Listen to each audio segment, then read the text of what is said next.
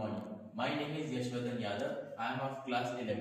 My project is Neer Nitra, an AI-based automatic RO water management system with auto-adjustable temperature and security monitoring. ये project एक real life problem, इसका inspiration हमें एक real event से मिला था। हम जब अक्सर 6-7 पीरियड में गेम से आते हैं तो हमें पानी नहीं मिलता वाटर कूलर्स में, और अगर मिलता है तो वो इतना ठंडा होता है कि हम उसको पी नहीं पाते हैं। तो उसी के लिए मैंने एक सोल्यूशन ये रखा है। एक दिन ऐसे ही हम लोग जब 6-7 पीरियड में गेम से आए तो हम पानी ढूंढने के लिए हम बहुत फ्लोर घूमे, फिर एट लास्ट में हमें जाके 3rd फ्लोर में, फिर जब हम वापस क्लास में गए तो सर ने हमें डांटा कि तुम क्या डेली पानी भरने के बहाने से घूमते रहते हो। और उन्होंने कहा जो भी जितने भी बच्चे लेट पहुंचे थे उनकी उन्होंने एक टीम बना के और बोला कि जाओ इस प्रॉब्लम को ढूंढ के आओ कि क्या प्रॉब्लम है, क्यों तुम्हारा पानी खत्म हो जाता है। फिर मैं और मेरे टीम मेंबर्स पानी इस प्रॉब्लम का सलूशन ढूंढने के लिए हमने काम किया। फिर इसमें हमें मेन क्या क्या प्रॉब्लम आई, मेन क्या क्या प्रॉब्लम हमने ढूंढी, वो है कि पहले जो है इस कूलर का जो फ्लोट वाल्व है उसका कंट्रोल आर के साथ नहीं था। कूलर आर जो है कूलर को भर देता था और जो सप्लाई आ रही थी आर से उसको बंद कर देता था, लेकिन कूलर आर को कोई बंद नहीं करता था। आर की जो रनिंग है वो चलते रहती है। अगर किसी ने आर को बंद कर दिया तो ठीक है, और उसके बाद बंद कर दिया तो कोई ऑन दोबारा नहीं करता था, वो आर जो है कंटिन्यूसली बंद रहता था। दूसरी बात कि इसमें जो टेम्परेचर कूलर को अगर किसी ने ऑन कर दिया तो अपने हिसाब से ठंडा कर रहा है जो उसकी प्री सेटिंग है। उसमें क्या है, कई बार कूलर जो है बहुत ज़्यादा ठंडा हो जाता था कि हम उसको पी नहीं पाते थे, और स्पेशली ये और हमें तब नुकसान करता है जबकि बाहर का वेदर ठंडा हो या अधिक गर्मी हो। दूसरा प्रॉब्लम ये था कि वहाँ पे कोई एक पर्टिकुलर स्टाफ जो है हमेशा चाहिए इस पूरे सिस्टम को ऑपरेट करने के लिए। इसका हमने ये प्रॉब्लम का हमने यहाँ पे एक प्रोटोटाइप मैंने प्रपोज किया है। ये मेरे सिस्टम का पूरा ओवरव्यू है, और ये सिस्टम व्यू में से एक लोकेशन का ही एक्सपैंडेड व्यू है। ये जो लोकेशन है वहाँ पे एक वाटर पॉइंट कंट्रोलर होगा।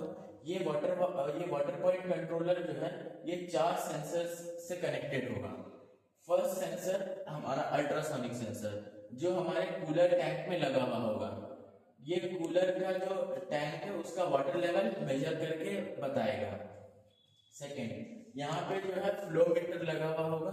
क्या करेगा कि आरओ से कितना वाटर फ्लो हुआ, कितना वाटर कंज्यूम हुआ, ये बताएगा। और इस पे फिर हम यहाँ पे डेटा साइंस लगाएंगे इस डेटा के मदद से कि एक दिन में हमें कितना वाटर कंज्यूम हुआ है, एंड कि हमारे जो वाटर टैंक में इतना पानी सफिशिएंट वाटर है कि नहीं है उस दिन उस दिन के वाटर नीड को फुलफिल करने के लिए। थर्ड है हमारा टीडीएस मीटर।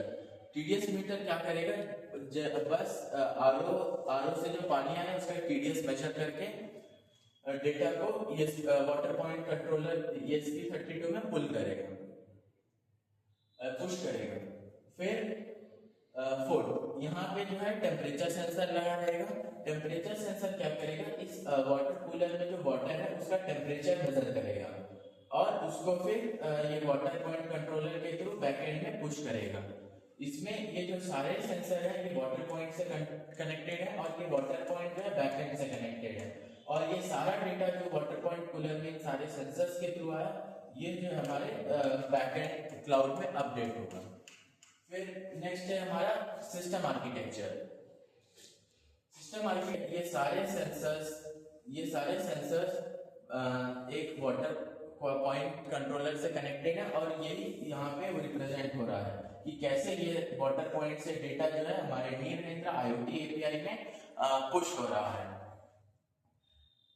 एंड फॉर इसमें हमने उस वेदर प्रेडिक्शन टेम्परेचर प्रेडिक्शन करवाने के लिए हमने डे बाय डेटा लिया है openweather.com से, जो एक फ्री API प्रोवाइड करता है for day by day that a particular location.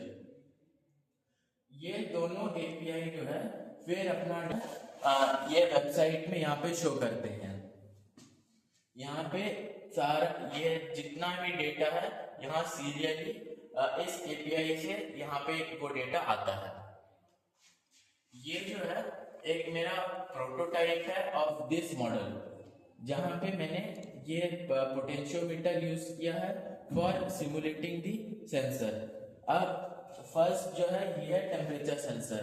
अब इसमें जो है ये लाइट बंद है, लाइट बंद है मतलब कि जो वाटर कूलर के अंदर का जो वाटर है उसका टेम्परेचर 15 डिग्री से बिलो है।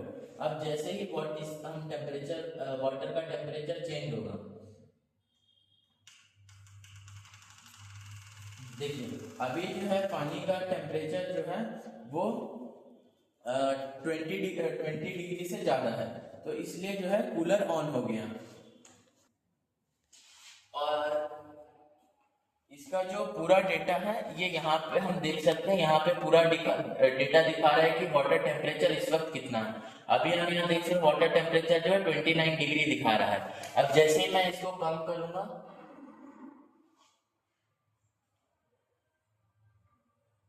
जैसे यहाँ देखिए अभी जो है ये 15 डिग्री से कम हो गया, यहाँ पे भी 13 डिग्री टेम्परेचर पहुंच गया।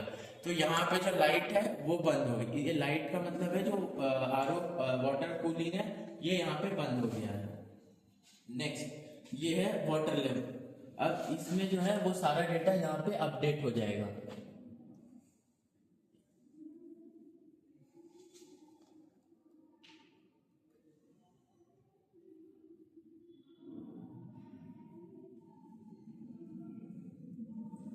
ये यहाँ पे जो है ये पूरा डेटा अपडेट हो गया है। अब उसके बाद ये है हमारा वाटर लेवल के लिए अल्ट्रासोनिक सेंसर। ये क्या है, वाटर डेप्थ ये सेंसर बताता है। जैसे ही हम इसको बिलो 45 लीटर्स करेंगे ये जो है आ जाएगा। इसका मतलब क्या है कि जो वाटर कूलर में जो टैंक है उसमें वाटर लेवल बिलो 45 लीटर्स गया है and the RO is starting to fill up the RO water cooler tank. अब जैसे ही ये वाटर लेवल जो है 50 के ऊपर जाएगा, आरओ बंद हो जाएगा। यहाँ पे भी देख सकते हैं हमारा जो वाटर लेवल है वो आ गया 58 लीटर। तो अब जो है ये आरओ जो है बंद हो गया।